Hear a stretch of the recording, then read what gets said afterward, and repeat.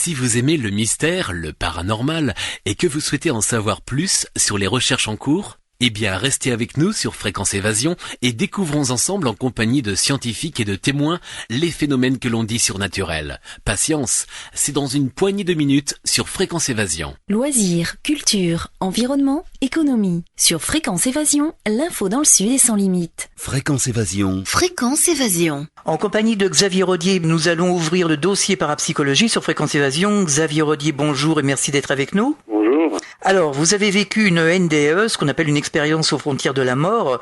Comment cette expérience s'est imposée à vous ? Imposée, oui, c'est bien le mot. C'est arrivé exactement, ça a commencé le 4 février 1992, où j'ai tout simplement fait une tentative de suicide. Alors, sans rentrer dans les détails, pour expliquer un petit peu quand même comment on peut, à 24 ans, en arriver à se dire, je veux mourir.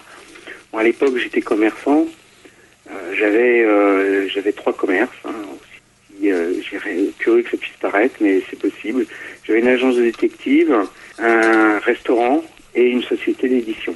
Et en fait, j'ai eu une convergence d'événements, notamment au cours d'une enquête avec mon agence de détective, où j'ai été amené, en fait, au départ, c'était une banale affaire que j'avais estimée à une semaine de travail. Et en fait, c'est une enquête qui a pris 1 an et demi, qui a duré 1 an et demi et qui a abouti en fait sur un réseau de pédophiles. Et en fait, c'était en 1992, aujourd'hui que c'est toujours d'actualité. Et en fait, 2 jours là, bon, j'ai parlé, forcément à un moment donné, j'avais un dossier et avec mon client, on a décidé d'adopter une certaine stratégie et bon, on va en parler respectivement chacun nos avocats. Alors moi, c'était pas un avocat personnel, mais mon avocat d'entreprise pour mon cabinet, lui a son avocat personnel. Parallèlement, j'avais contacté un journaliste et bien entendu, j'en avais référé aux autorités compétentes car j'étais sur le moment convaincu d'un fait qui relève du pénal tout simplement et un détective dans l'exercice de ses fonctions qui constate des éléments qui relèvent de la correctionnelle ou du pénal se doit d'en référer aux autorités compétentes, ce que j'ai fait. Et en fait, sans rentrer dans les détails, je vais vous dire, un jour, ça a pris la forme, tout simplement, un matin, ça sonne à la porte à 6h30, à peine réveillé, j'ouvre la porte et je vois un copain, un copain, comme ça, qui était officier de police judiciaire à l'époque, Bertrand, et il me dit, Xavier, je suis embêté, mais on doit perquisitionner et tout ça, bon.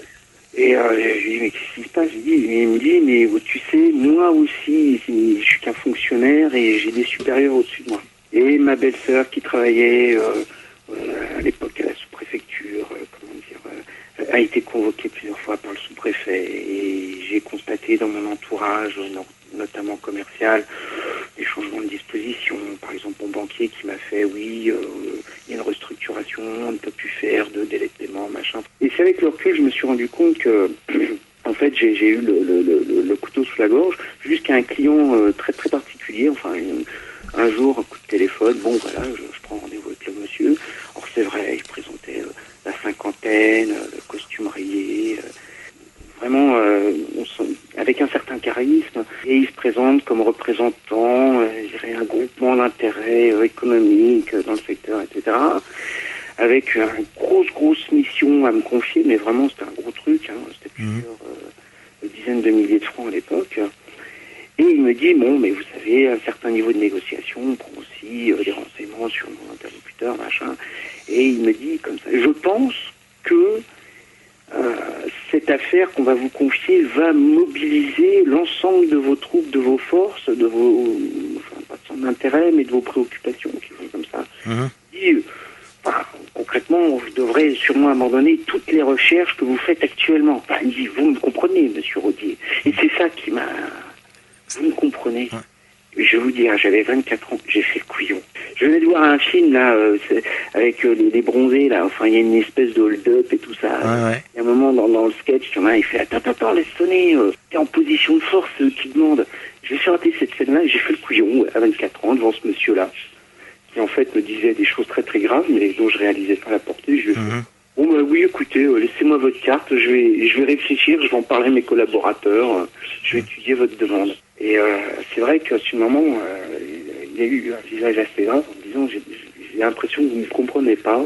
Il dit, nous nous séparons, je pense que nous ne nous reverrons pas. Et je vais réfléchir. Voilà. Et de là, toute cette machine s'est engrangée. J'ai eu des pressions, financières, des pressions commerciales, des pressions à plein de niveaux. Et jusqu'au jour où j'ai découvert une liste de gens regroupés sous un nom qu'on connaît bien, vous savez, c'est des associations caritatives qui regroupent l'élite sociale, les business, les politiques, etc. Une association de ces gens-là. Eh bien, je me suis rendu compte que tous ces gens-là, sur lesquels on avait enquêté, qui étaient impliqués, eh ben, ils bouffaient tous les jeudis tous les premiers jeudis de chaque mois, ensemble, autour de la même table, avec cette association. Voilà. Et qu'on y retrouvait, à la fois les gens sur lesquels on enquêtait, à la fois les gens à qui suivaient ce dossier d'un point de vue juridique, pénal, politique. Et là, donc voilà, je vous ai expliqué un peu tout ça, mais il y a plein d'autres petits détails, si vous voulez. Vous étiez en période de stress et de fatigue. Qui m'ont amené à me dire, mais c'est ça la société. J'ai eu mon fils, qui a 2 ans. À ce moment-là, je me suis dit, j'ai regardé mon fils et je me suis dit, mais c'est ça alors la vie. Je dis, si je veux que mon fils plus tard il réussisse, il faut que je lui dise, tu sais, mon geste dans la vie, il n'y a qu'une seule solution. Dès que tu verras quelqu'un en face de toi, tu lui fais bonjour monsieur, bonjour madame, avec ton plus beau sourire, tu lui sors le tapis rouge et puis vous êtes le plus gros, le plus grand, le plus beau, le plus fort, sans vous le monde ne tournerait pas. Et puis voilà, tu les flattes bien, tu les mets bien en confiance et dès qu'ils ont dos tourné, tu les plantes. Voilà. Parce que si tu le fais pas, mon garçon, c'est eux qui vont le faire. J'ai dit, c'est ça la vie. Et puis en plus, on nous dit, il y a des enfants. Écoutez, c'est pas moi, et c'est sûrement pas moi qui apprendrai ça à mon gamin pour s'en sortir dans la vie. Salut, au revoir. C'est comme ça que le 4 février 1992, dans cet état d'esprit vraiment dégoûté de tout, pour moi, à ce moment-là, toutes les valeurs sur lesquelles je m'étais construit se sont effondrées, tout d'un coup, mais surtout les plans qui peuvent toucher un être humain, quoi. Le social, le sentimental, le business, l'économique, plein de niveaux. Et je me suis dit, voilà, salut, au revoir. Donc voilà comment j'en suis arrivé, je dirais un peu le contexte. Alors comment s'est déroulée justement cette expérience? Avez-vous vécu toutes les phases de la NDE? Comment ça a commencé? Écoutez, je vais vous livrer, vous aurez un peu un scoop là dans mon témoignage. Parce que longtemps, je n'ai pas parlé d'une certaine partie de la manière dont s'est déroulées les choses. Non pas que c'est à cacher ou j'en ai honte, mais parce que c'est difficile à comprendre. Au jour d'aujourd'hui, j'ai une confiance telle qui fait que je me permets d'en parler, et notamment depuis que j'ai rencontré Raymond Moody, j'ai eu l'occasion de le côtoyer pendant plusieurs jours, à qui j'ai eu l'occasion de raconter mon histoire, parce qu'il me l'a demandé, et qui m'a fait vraiment, m'a dit que voilà, pour lui c'était la première fois qu'il rencontrait un survivant, un rescapé d'une tentative de suicide, et qui présentait un certain nombre de choses. Voilà comment ça a commencé. En fait, mon premier réveil, je me retrouve, je suis assis sur un lit, et je vois des gens autour de moi. C'était des ombres? Des entités, j'ai appelé des entités parce que elles avaient une forme, on va dire, humaine, mais c'était visiblement pas des humains de chair et d'os comme vous et moi, mais c'était pas non plus du rêve ou de l'hallucination ou de la vision, c'était bien concret, comme de la même manière que j'étais bien assis. Elles avaient un aspect lumineux, non? Un peu lumineux, quoi. C'était pas de la lumière totale, complète. Et ça a commencé comme ça. En fait, j'étais hospitalisé, je sortais d'un coma, tout simplement, d'une semaine. Et la première chose dont je me souviens en me réveillant, c'est on m'asseyait en bord du lit, c'est de voir tous ces gens-là à côté de moi. Et donc j'étais hospitalisé dans un service spécialisé en psychiatrie à Saint-Malo. Parce que j'avais tenté de mettre fin à mes jours et que j'avais presque réussi puisque j'ai fait un coma d'une semaine. Donc là je me réveille, c'est comme ça. Et les jours qu'on suivi, je me souviens qu'effectivement, pas un instant, j'étais tout seul. Il y avait toujours ces entités à n'importe quel moment de la journée. Alors des fois je les voyais, des fois je les voyais pas. Souvent en me réveillant, je les voyais. Et surtout une fois, je me réveille, tout ça, ils étaient là. Je savais qu'ils étaient là, mais c'est pas que j'ai eu peur, mais ça m'a dérangé. J'ai pris mon oreille, j'ai fait allez c'est bon, quoi. Puis je l'ai lancé comme ça, là. J'ai allez c'est bon, là, laissez-moi. Je dis mais j'ai envie d'être tout seul. Alors j'ai pris ce qui traînait à droite, à gauche, tout ça. À ce moment-là, il y a un infirmier qui rentrait dans la chambre. Je vous cache pas que c'est pas fait pour arranger les choses. Il me fait comme ça. Il me dit ça va pas. Je le regarde et puis il me fait mais vous parlez à qui? Donc bon, j'ai tenté, voilà, je dirais un petit peu de l'univers dans lequel je me réveille et j'ai tenté, d'en parler. Alors, j'en parlais à un infirmier, j'en parlais. Donc j'étais suivi tous les jours au début par un psychologue, après les séances se rencontrent. Et si vous voulez, donc j'ai parlé, au début, je me sentais vraiment en confiance avec cette psychologue et j'ai eu envie de lui faire part un petit peu de ce que je vivais.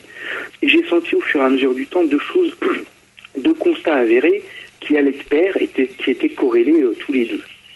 C'est que, plus je me livrais à la psychologue, plus je voyais le nombre de pilules augmenter tous les jours. Voilà. Mais à un tel point, et en fait, ce qui est très curieux, ce sont les médicaments qui m'ont ramené à la raison. Parce que je me sentais mal, mais mal avec ces médicaments, comme s'il n'y avait pas une espèce de rejet, enfin ça me perturbait, j'étais pas bien, j'étais malade avec ces médicaments. Et parallèlement, je voyais bien que plus je racontais, et je sentais en même temps qu'elle voulait me faire rentrer dans une espèce de boîte, de cadran, je sais pas quoi, enfin bon, je sentais qu'elle voulait me comparer, ou j'ai pas de mots précis pour l'écrire, mais je sentais qu'elle voulait me faire coller à quelque chose, la psy. Plus ces médocs, et un jour, j'ai pris la ferme décision de dire, je crois que c'est pas la bonne chose de dire tout ça. Je vais dire que j'ai été malade. Ça m'est venu justement suite à la visite d'un ami de longue date qui discutant, je dirais, très sérieusement avec moi. Il me connaissait depuis que j'étais tout petit, c'était un ami de mes parents. Xavier et tout, t'as des entreprises, t'as des salariés. Enfin, vous savez, des discours très rationnels, machin, etc. Et c'est dans la conversation, justement, je me suis dit, c'est peut-être pas le bon chemin à raconter tout ça. Donc, du jour au lendemain, j'ai commencé à feindre. Alors, je vous cache pas que je l'ai pas fait du jour au lendemain de manière abrupte. Mais voilà, au fil des jours, des semaines, oui, c'est vrai, je me rends compte que là, il y a quelque chose qui a déraillé dans ma vie. Bon, pas tout, mais oui, je laisse effectivement, j'ai dû avoir des visions, des choses comme ça. Pour se finir, au bout de 15 jours, 3 semaines.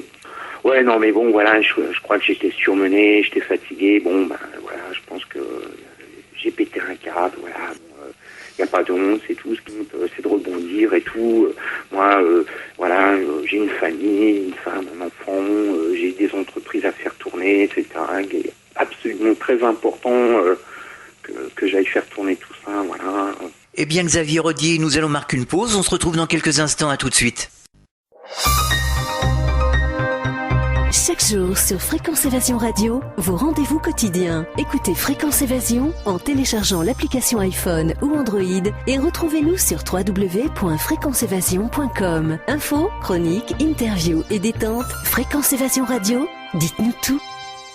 Fréquence Évasion. Fréquence Évasion. Nous sommes de retour sur Fréquence Évasion, nous sommes en compagnie de Xavier Rodier et nous écoutons religieusement son témoignage. Nous parlions de la lumière il y a quelques instants juste avant la pause. Alors Xavier Rodier, à votre avis, elle est de quelle nature cette lumière? Cette lumière est une seule chose en même temps, c'est très particulier. Et donc à la suite d'avoir été comme ça l'univers création et ce petit point, donc on m'a ramené une nouvelle fois dans la lumière. Et là, donc souvent j'arrêtais là mon témoignage dans les premières années et je parlais de ce que je vais vous raconter ensuite, la réintégration du corps. Parce que ce passage-là, je l'ai longuement refoulé. Et bien que commençant à en parler, ça me pèse toujours un peu, parce que longtemps je me suis senti accablé. Longtemps je me suis senti comme... j'ai envie de dire, quelqu'un à qui on ferait porter une charge trop lourde et voire impossible. Oui, bien sûr. Comme si on demandait à un manutentionnaire aéroportuaire de dire, tiens, écoute, tu vois la chariote électrique là qui tire le Boeing, elle est en panne, tire-le à la main. Voilà, c'est vraiment de cet ordre-là.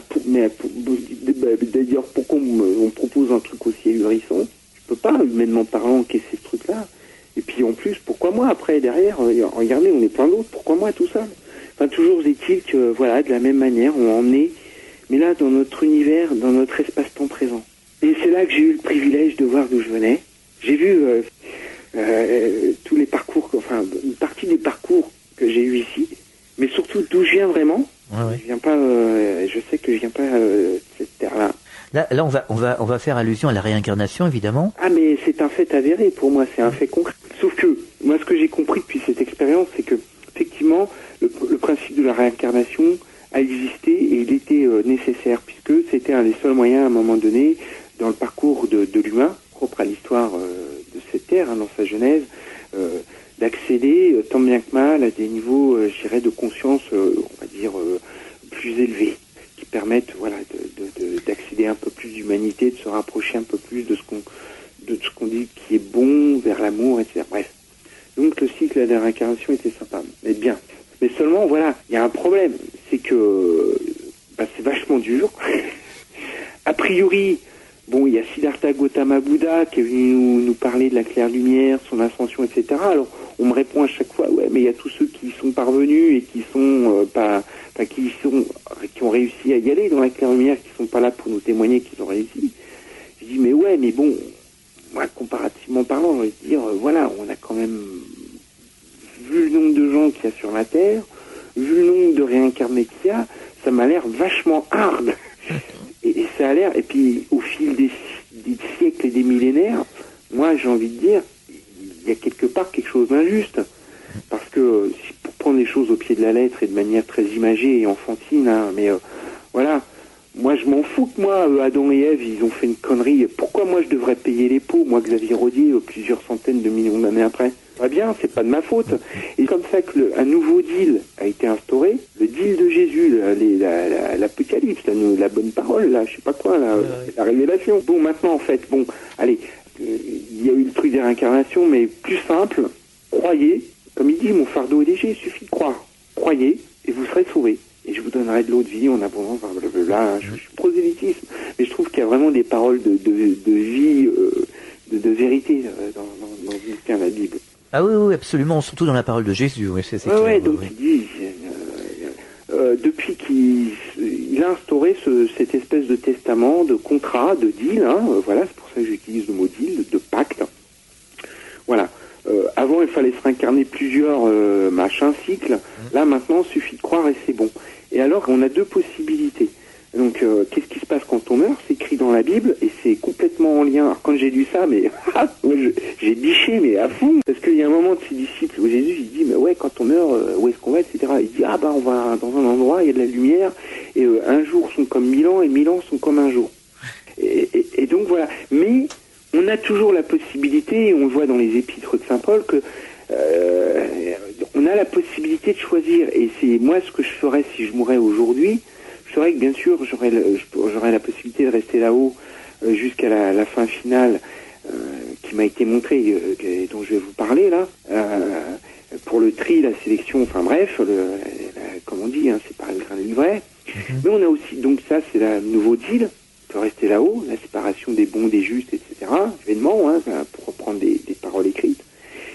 Mais on a aussi la possibilité, c'est moi la première chose que je ferais, c'est de revenir. Parce que une fois qu'on est piqué par le virus, j'ai envie de dire, voilà, comme une espèce de sachet de thé infusé, ton sachet de thé, tu peux l'essorer tout ce que tu veux, il reste toujours imprégné.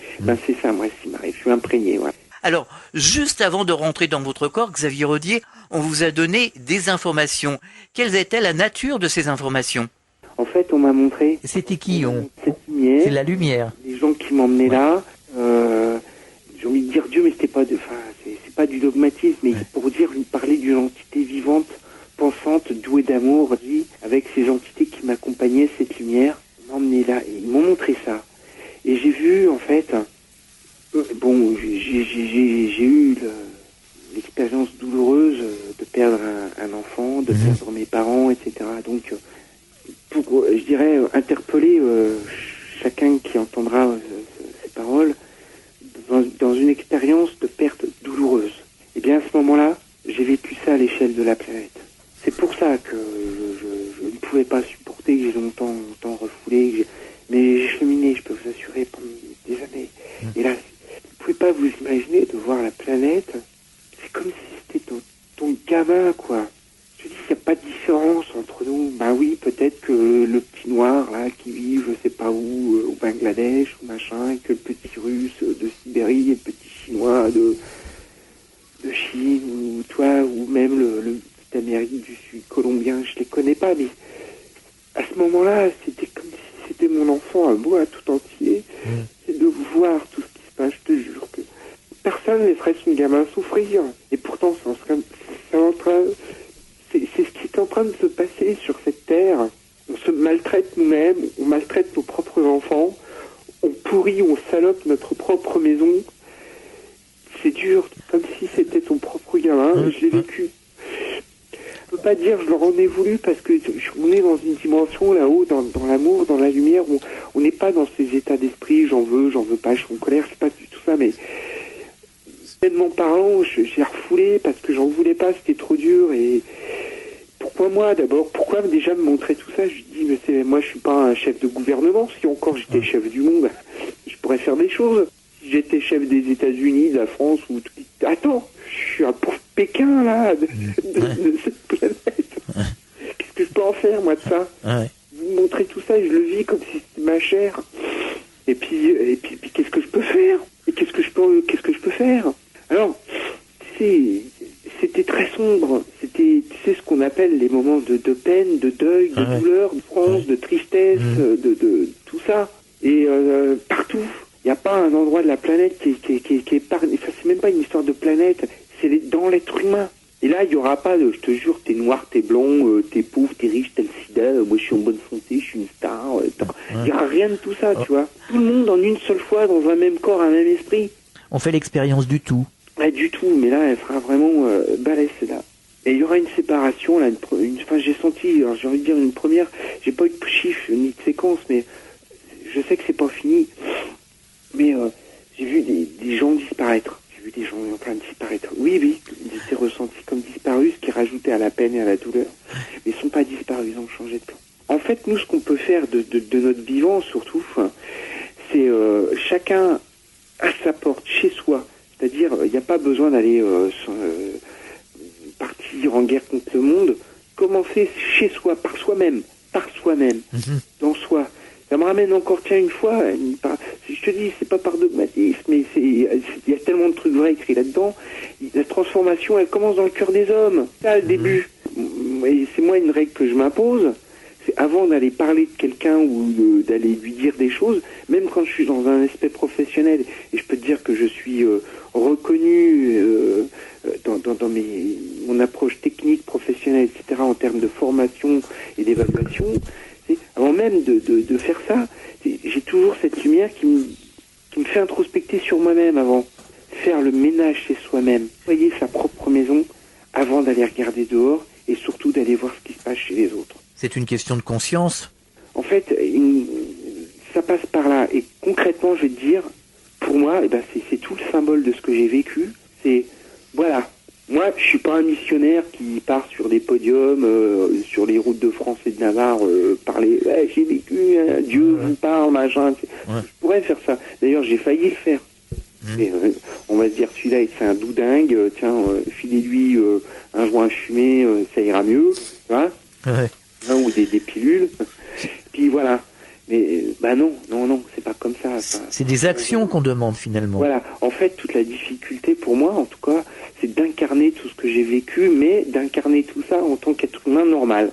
C'est-à-dire que c'est m'insérer socialement, voilà, et puis en fait, sans en parler, être ce que j'ai vécu. Donc, on m'a montré toutes ces choses-là, je te dis, et ce sont des choses proches, qui sont en fait, j'ai envie de dire, comme l'expérience de mort, elles sont imminentes, puisque on m'a pas montré, c'est ça qui est très particulier, c'est qu'on m'a pas montré de chiffres, on m'a pas montré de date, j'ai pas vu de nombre, de numéros, de ci ou de ça. Par contre, j'ai cette période 2011-2012 qui s'impose à moi. Oui, cette fameuse date 2012 dont on parle un peu partout maintenant. Alors j'ai découvert ensuite, on m'en a parlé ensuite, etc. Ouais. On m'a fait faire les rapprochements, mais c'est ce qui vient, en tout cas moi, me troubler encore plus.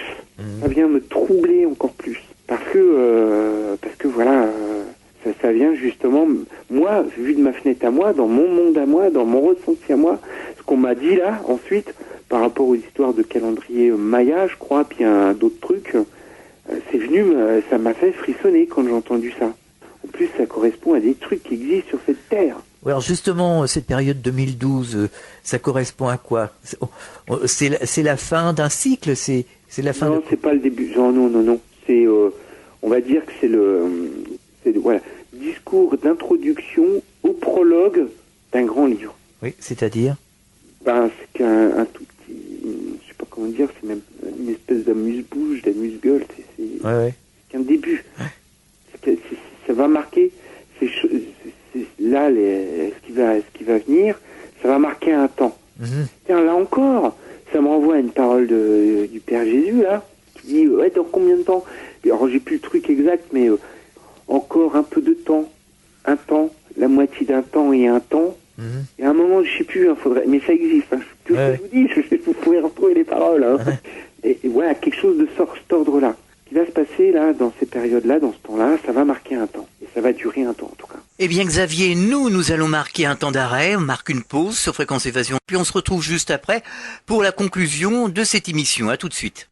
Chaque jour, sur Fréquence Évasion Radio, recherche, ovni, paranormal, faits de société, protection de l'environnement et les rendez-vous avec vos stars préférées dans Paroles de Stars. Fréquence Évasion, c'est également la voix des sudistes en Principauté de Monaco et dans le Grand Sud. Fréquence Évasion Radio, dites-nous tout.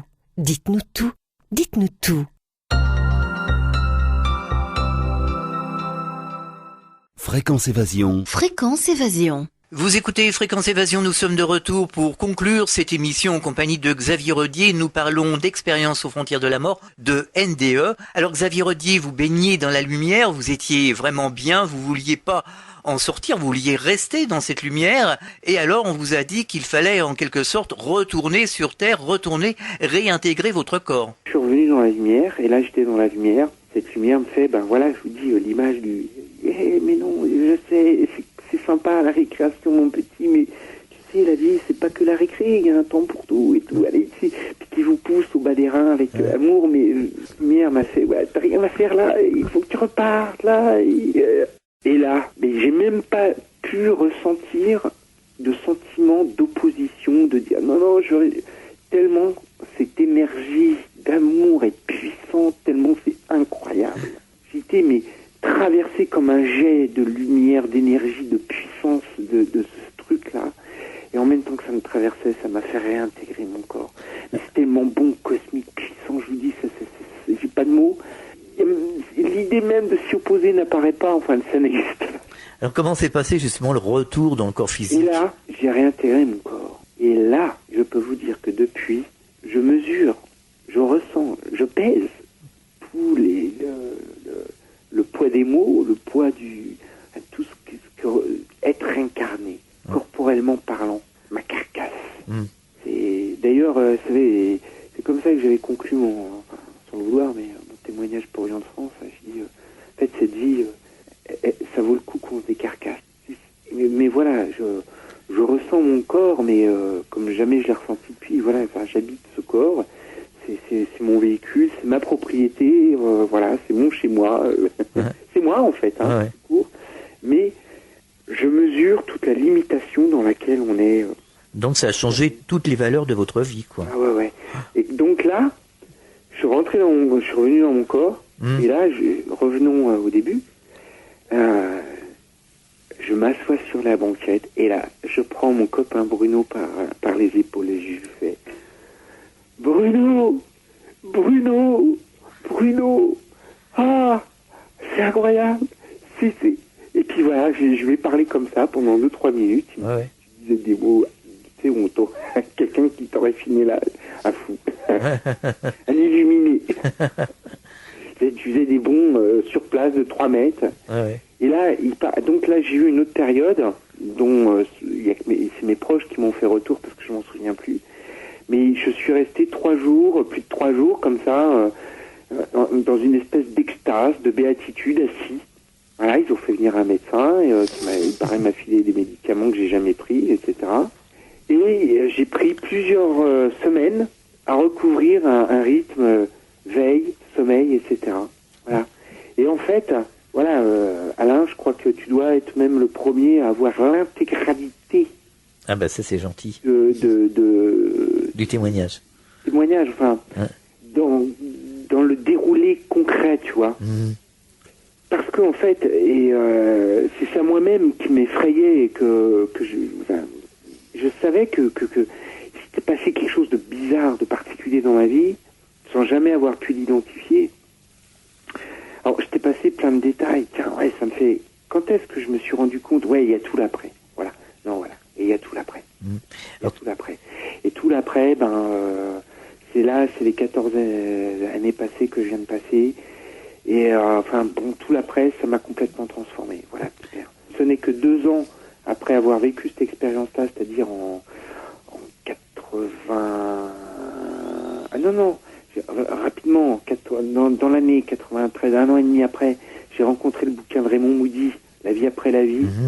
C'est-à-dire qu'un an et demi après que j'ai mis un nom sur l'expérience que j'avais vécue, là, j'ai tous mes écrits, mes petites notes. Depuis que j'ai vécu cette expérience, j'ai noté tout, par lesquels je suis passé, etc. Mais avec des trucs de dingue. Alors, tu peux même pas t'imaginer.